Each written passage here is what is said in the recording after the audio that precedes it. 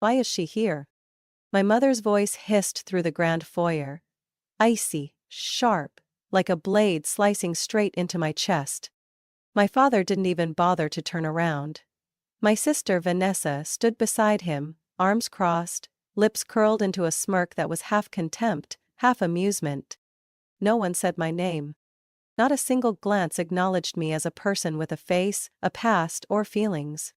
My very presence was enough to make all three of them turn away, as if I were something filthy, out of place, and needed to be removed immediately. I still remember the day they kicked me out of the house. Winter, the year I had just turned 17. The ground was frozen, the wind sliced like knives, and I stood shivering in front of the colonial-style mansion I had once called home. In my hand was a torn backpack, filled with a few old clothes, and $14.82. There was no good luck. No goodbye hug. No one walked me out. My mother, Deborah Hayes, stood behind the curtain, a glass of red wine in her hand. Her eyes blank as if I were a debt finally paid. My father, Richard Hayes, said only one sentence. "You're grown now, Amelia, go take care of yourself." It all happened in a matter of minutes. No one asked where I was going. No one asked if I had somewhere to sleep. Not even if I had enough money for dinner. Vanessa stood at the bottom of the stairs, phone in hand, filming me as I carried my bag out the door like it was some sick form of entertainment. She was 3 years younger than me, the golden child in my parents' eyes. Always right, always loved, always forgiven. And me. Just a shadow on the sidelines. I walked away from the house without looking back. I was afraid, if I did, I'd beg. But I had promised myself. I would never kneel to people who once called me a living disappointment. That night, I walked nearly 5 miles to downtown Fairview, where a 24/7 convenience store stayed open. I curled up behind an old bus stop, wrapped in a thin hoodie. The wind howled through cracks in the bricks, slicing into my skin like glass. My stomach ached with hunger. Every breath burned in my chest. But I didn't cry. I couldn't. Tears would freeze before they reached my cheeks. The next day I wandered the streets, looking for a place to stay. The church? Closed. The community center? Overcrowded. I tried getting a job at a bakery, a coffee shop. No one would hire a girl with no address, no social security number, no ID. My stomach growled so loudly that people turned to stare. That second night, I slept behind a dumpster, behind McKinley's deli. The only warmth came from the kitchen exhaust vent. My clothes smelled like grease and burnt meat, but at least I didn't freeze to death. I curled up in my coat, hugging my backpack like it held the last piece of my childhood. Every sound startled me, a car, a metal door, a barking dog. I knew I could be robbed, assaulted, or worse.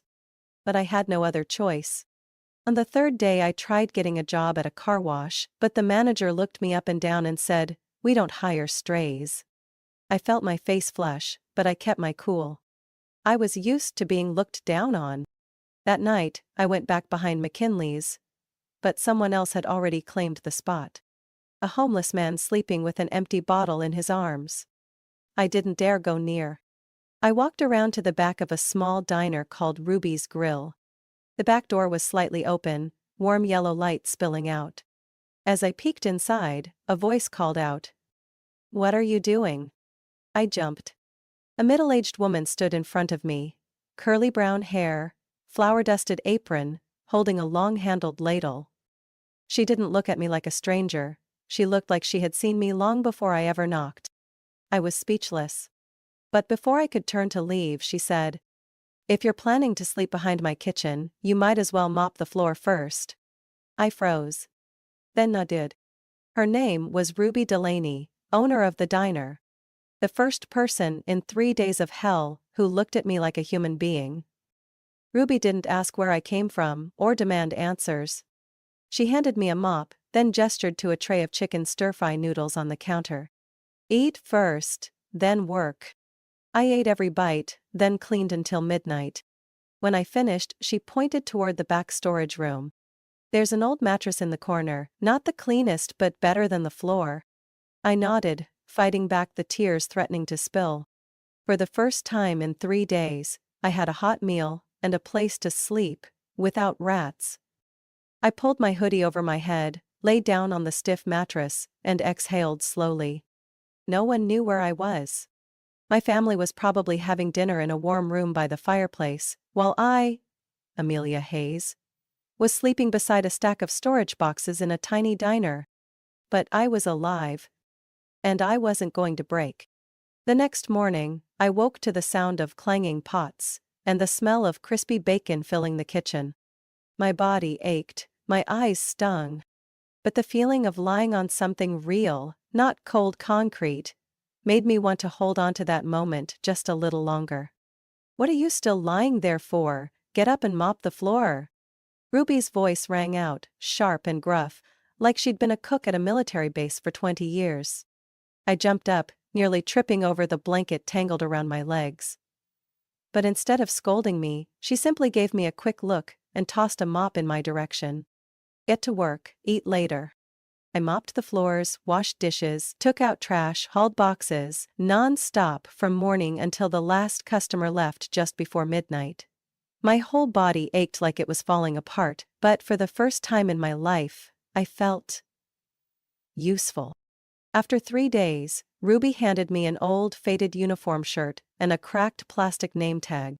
"Amelia, kitchen assistant." Tears welled up in my eyes. Not because it was beautiful, but because, for the first time, I had a name, a role, a place. Even if it was small. Ruby didn't say much, but her eyes always followed me. When I was dripping in sweat from carrying 10 plates at once, or when my hands turned red from scrubbing dishes in hot water without gloves, she'd quietly leave a towel or a box of bandages on the shelf. No compliments, but I knew she saw me. "You're not a bad kid," Ruby said once while I was peeling potatoes. "You just got kicked out of the nest earlier than most." I lived at Ruby's Grill for nearly a year, working 2 shifts a day, sometimes 3. Tips weren't much, but I saved every penny. I quit smoking, stopped buying candy, even gave up sleep, just to afford night classes for my GED. I studied in the storage room after my shifts, using library books. Some nights I fell asleep at the table, pen still in hand. But every time I remembered my mother calling me a burden, I gripped the pen tighter. When I turned 18, I passed the GED. Ruby didn't hug me or clap. She simply placed a small cupcake with a flickering candle on the table, and said, "Congrats, now it starts." I cried like rain that night, not from emotion, but from feeling alive. I applied to Central Oregon Community College, majoring in business. I knew I couldn't wash dishes forever.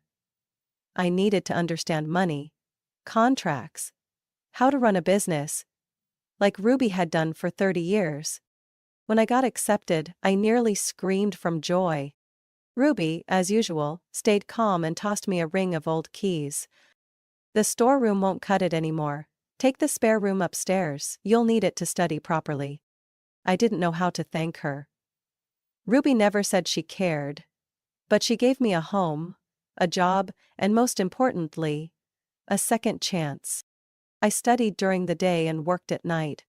Some days I slept only 3 hours. But I didn't stop. I wouldn't allow myself to slack off. I carried a quiet rage inside me, at my parents, at Vanessa, and at the way the world once looked at me like I was trash. 2 years later, I graduated in the top 5 of my department. At the ceremony, I wore a navy blue gown and a trembling cap as I walked across the stage. No family came. No one took photos.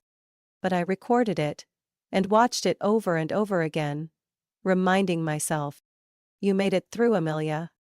I applied for a full scholarship to the Portland Business Institute, and to everyone's surprise, I got in. When I arrived in Portland, I had exactly $68 in my pocket and a notebook filled with dreams. I shared a room with 3 strangers, waited tables on weekends, and studied from dawn until midnight. I applied for every internship I could find, from organic dairy shops to hospital food suppliers. Then, the opportunity came. I was offered an internship at NutriMedics, a startup developing medical nutrition for cancer patients. It was unpaid, but I learned everything: branding, supplier sourcing, contract negotiation. I took notes at every meeting, asked questions from warehouse staff to the CEO. 2 years later, I graduated near the top of my class, with an idea I had carried for years. A medical nutrition brand for people with special needs. Cardiac patients, diabetics, post-op recovery. I named it Reclaim, because I knew what it meant to lose everything, and to take it back. I took out a small loan from a young entrepreneur fund, added my modest savings, and started from scratch. I packed each product box by hand, delivered them on my bike, and live-streamed every night to promote their benefits. It took 3 years for Reclaim to gain attention. But when it did, it spread like wildfire across a dry field. By the time I turned 25, Reclaim was making $5 million in revenue. A year later, the company was valued at nearly $20 million after our first round of investment. I signed distribution deals with the largest hospital network in the Pacific Northwest, and Reclaim became a staple in clinical nutrition. When a reporter asked me the secret to my success, I just smiled. It started with a mop, and one person, who didn't ask who I was. I haven't forgotten those cold nights behind the diner, the sound of my father's door slamming shut, or my mother's eyes filled with contempt. But I also haven't forgotten the smell of Ruby's baked pies, that first mop, or the look in her eyes when she saw me walk across that graduation stage. I survived. I rose. I became someone they never believed I could be. The scent of wine, expensive perfume, and white orchids filled the ballroom at the Ashbury Grand Hotel. The crystal chandeliers cast a glow across my burgundy evening gown, creating the exact kind of cold brilliance I wanted.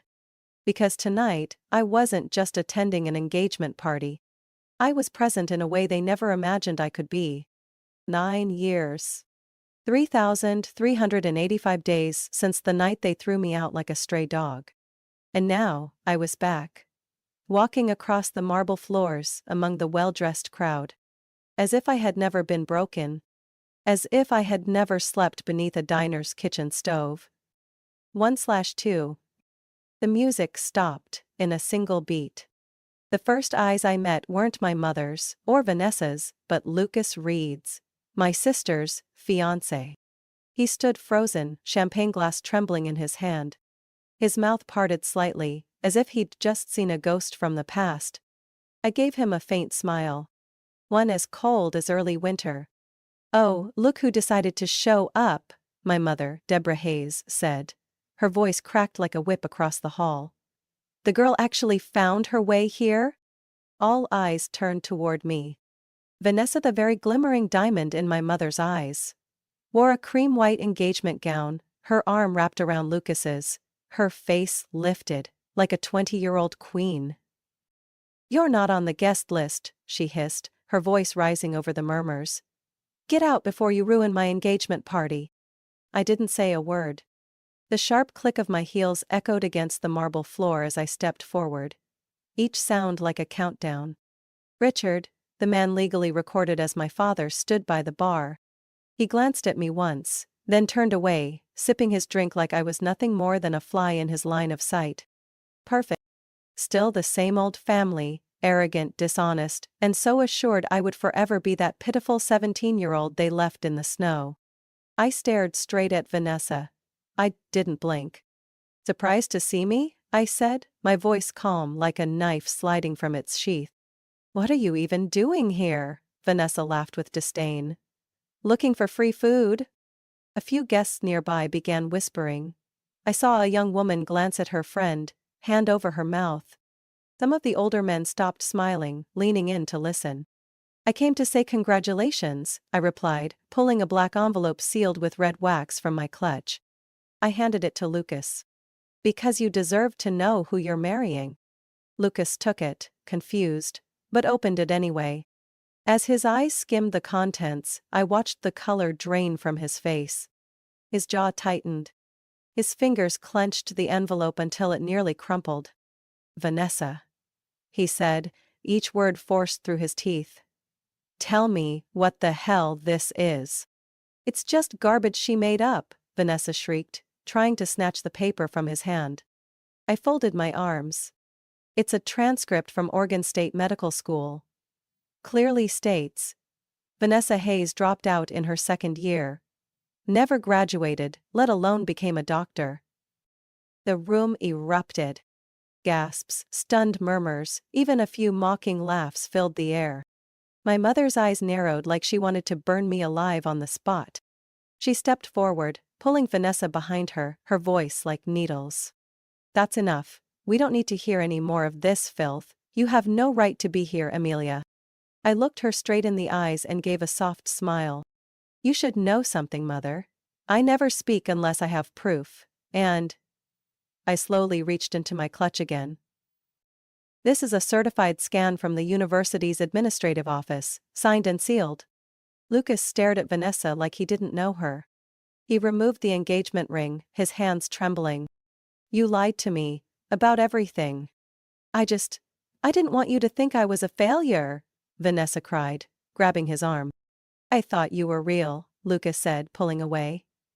But you're just a knockoff trained by your mother since birth. My mother tried to remain composed, but I saw her neck tense, her pulse twitching beneath her skin. I turned to Richard, still standing there, silent. Still not saying anything, still turning away when things get ugly just like you did 9 years ago? He didn't respond. He just tightened his grip on his glass until it cracked. I lifted my chin and scanned the lavish ballroom. This space my family once believed was worthy of a perfect wedding. The expensive perfume couldn't mask the stench of rotting lies. Satin dresses, tailored suits, fake smiles, just masks over a family decayed from the inside out. You should be thankful, I said, my voice like wind gliding across glass. Because tonight, this is only the beginning. Vanessa nearly lost it. She lunged at Lucas to grab the papers, but he stepped back, as if she'd just punched him in the gut. I didn't move. I stood still, holding a glass of orange juice. Cold, tart, and symbolic of this exact moment. You think some worthless pieces of paper can destroy me? Vanessa screamed, her face flushed, hair disheveled. I'm an intern at St. Helena. The whole city knows that. I smirked, then slowly reached into my clutch again, this time pulling out a sleek, black USB. I held it up like it was a rare jewel. Well then, let's see who's lying, shall we? The room went dead silent. Whispers faded. A few guests set down their glasses, eyes locked on me. On this USB, I said clearly, are complete records of correspondence between Deborah and Richard Hayes, and the academic director of Oregon Medical School, including emails, scanned transcripts, and most notably, a small donation offer to cover up their daughter's expulsion for plagiarism. Lucas froze. You're serious? I nodded, no further explanation needed. He turned to Vanessa, his voice cracking. You looked me in the eye and said you were in residency, that you'd have your certification in a few months. You swore. On my grandfather's grave. Remember? Vanessa didn't answer. Her mouth opened, but no words came out. Just trembling lips and wild eyes darting around the room. The same people who once fawned over her now stood feet away, as if scared to catch something contagious. My mother had regained a bit of composure by now. She stepped forward, her voice cold as steel. That's enough, Amelia. This little performance has gone too far. What do you want? Money? Fame? An apology? I looked at her like she was a rotting wooden statue, trying to stand tall in a hurricane. Then I laughed. Not out of anger. Not out of sadness. Just pure contempt. You still don't get it, do you, Mother? I don't want an apology. I want the truth to come out, and you know very well. I haven't even started. I stepped onto the small stage at the center of the ballroom, the one where the band had stopped playing because of the chaos. I looked around, locking eyes with one person at a time, then raised my voice. For the past 10 years, Hayes Family Health Clinic, under Richard Hayes's name, has submitted hundreds of fraudulent insurance claims, falsified medical records, unnecessary prescriptions, even fake patient visits, to pocket hundreds of thousands of dollars from insurance companies. A loud gasp came from the far end of the room. Dr. Manning, director of St. Helena Hospital, the very one where Vanessa had once bragged about her residency, shot to his feet. "Are you referring to the clinic on Maple Street?" he asked, his voice low and ice-cold. I nodded, eyes steady. "That's right. And this," I held up the USB, "contains everything. Bank statements, internal emails, invoices, even audio recordings of meetings where Mr. Hayes instructed staff how to bend the rules for profit." Dr. Manning's face turned crimson.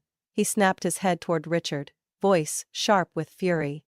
"You used my hospital as a front? You told me your daughter was fully qualified to practice medicine, that she was seriously trained?" Richard tried to say something, but no one heard it, drowned out by Dr. Manning's boiling rage. He turned to his assistant.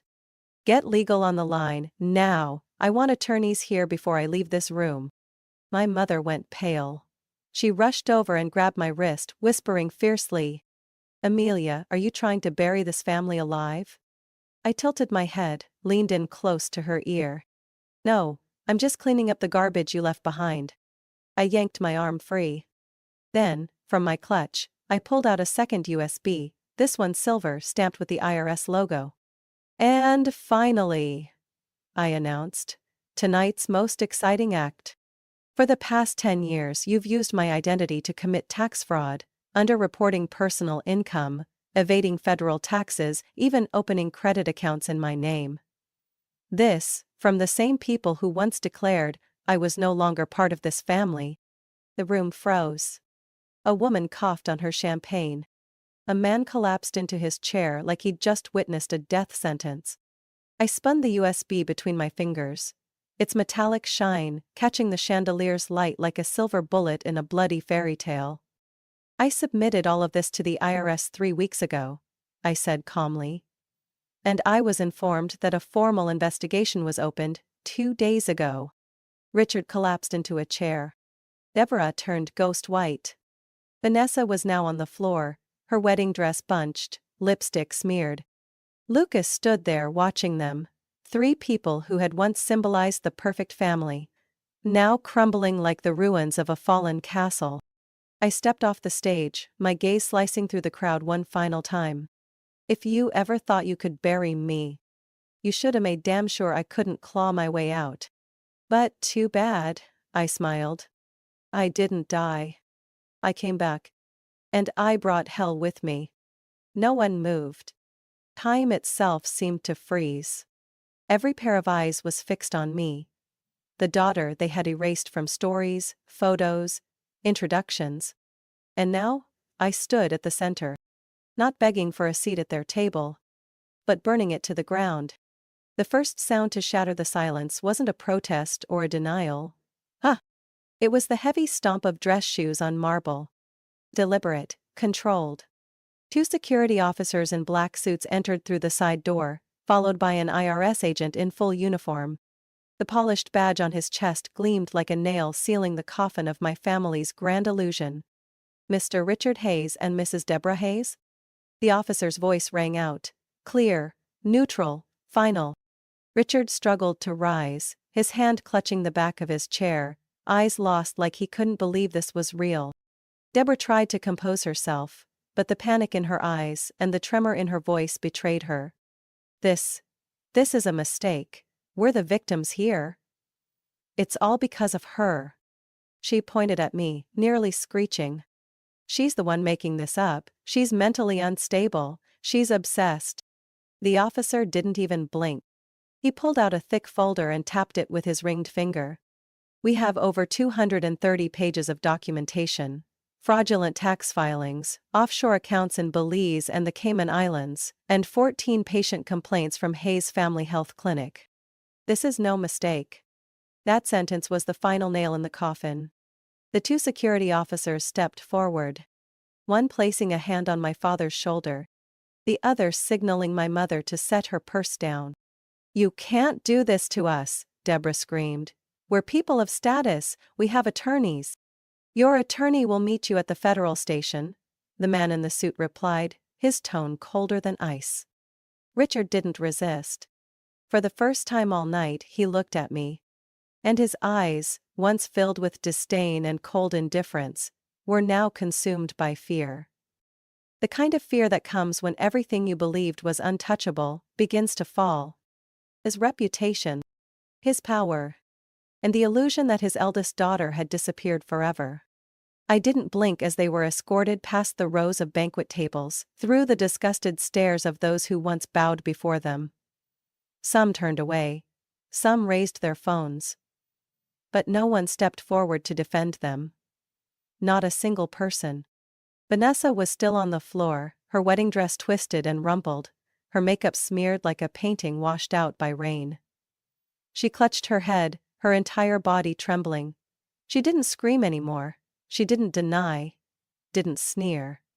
All that remained was a broken, exposed mess, stripped bare in front of everyone. Lucas stood a few steps away, his eyes cold as steel.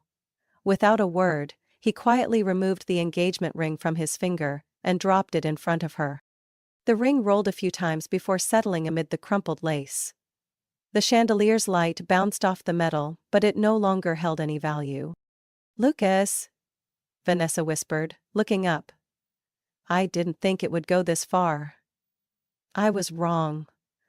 I'm sorry. Please don't leave me." "Sorry?" Lucas repeated, his voice hoarse. "You lied to me, to my family. You deceived a hospital and used your name to milk everyone's trust. And now you say sorry?" Vanessa crawled toward him, her dress dragging like the corpse of a swan through a grand ball gone wrong. "Mahalia, please," she sobbed, her voice fractured. "You're my sister. You know I didn't mean to. It was Mom, she made me. I didn't have a choice." I looked down at her. The one our mother once called the only pride of the Hayes family. The one who laughed when I was thrown out, who filmed it for the internet like it was some sick joke.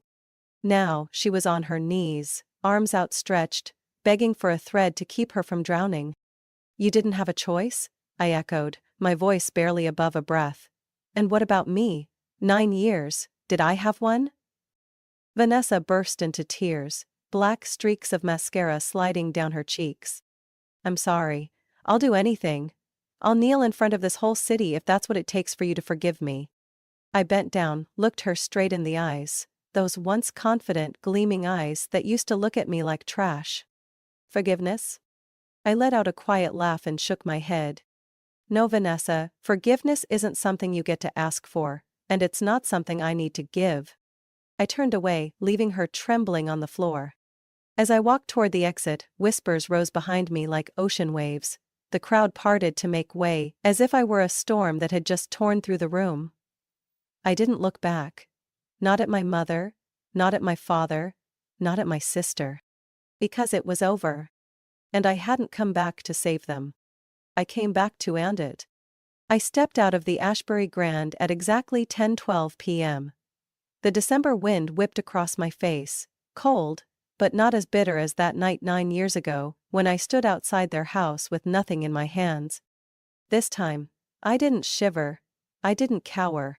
I walked forward, head held high, every step steady like I was crushing the ashes of the past beneath my heels. City lights spilled across the pavement like an abstract painting. And in the middle of all that glow, I felt a strange peace settle inside me. A black SUV waited at the curb.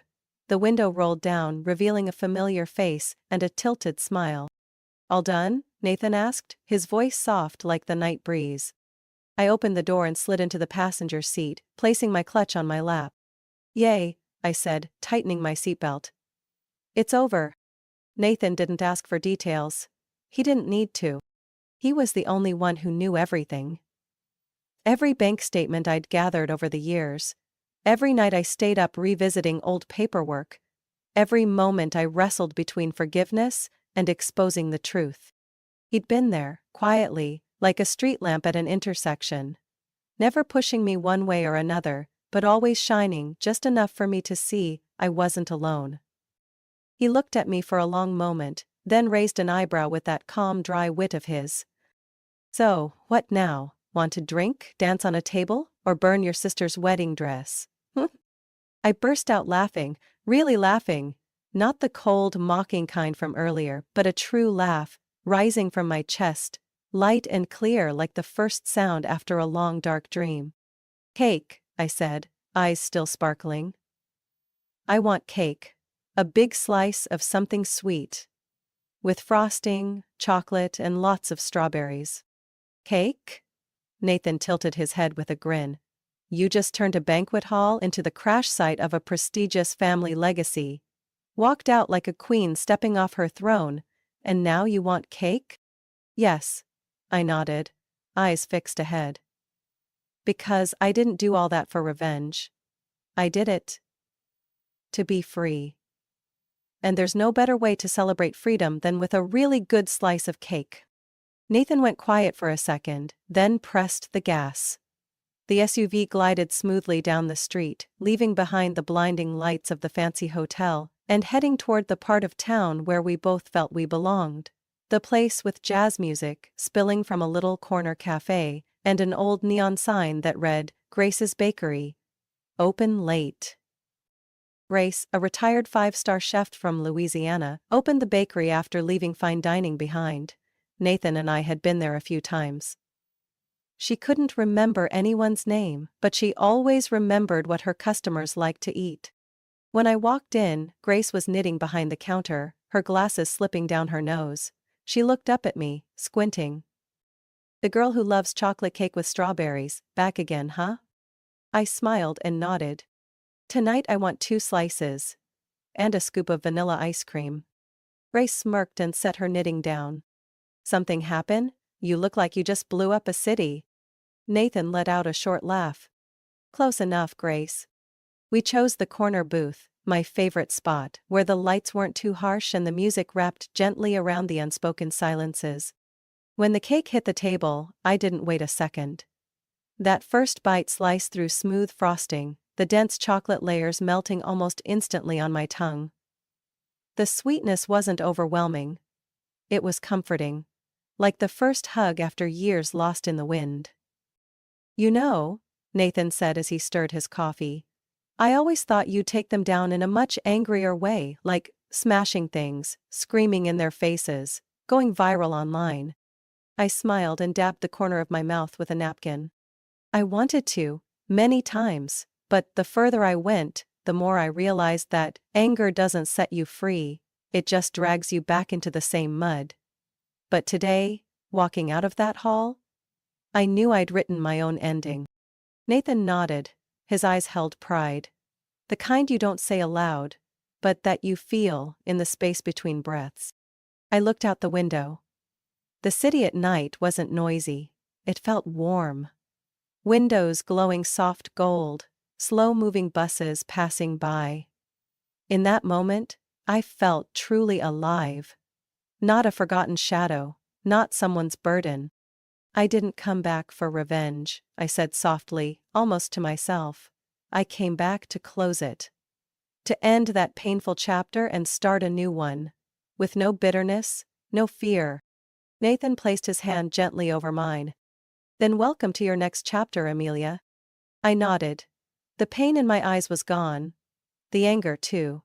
All that remained was a rare kind of peace after years of wandering. In that moment, I knew one thing for sure. I didn't survive to take revenge. I survived to be free. And now I truly am. For the first time. And forever. Amelia's story is a powerful reminder that no one gets to define your worth, not even family. Despite being abandoned, betrayed, and used, she didn't crumble. She used her pain to rebuild her life from nothing. In reality, any of us could be an Amelia, carrying wounds from the past but fully capable of standing up, moving forward, and reclaiming ownership of our lives. Revenge isn't the goal. Freedom, strength, and self-respect are the ultimate win. What do you think about Amelia's journey? Would you forgive or walk away like she did? Share your thoughts below. And don't forget to follow the channel so you won't miss the next emotional, powerful family story.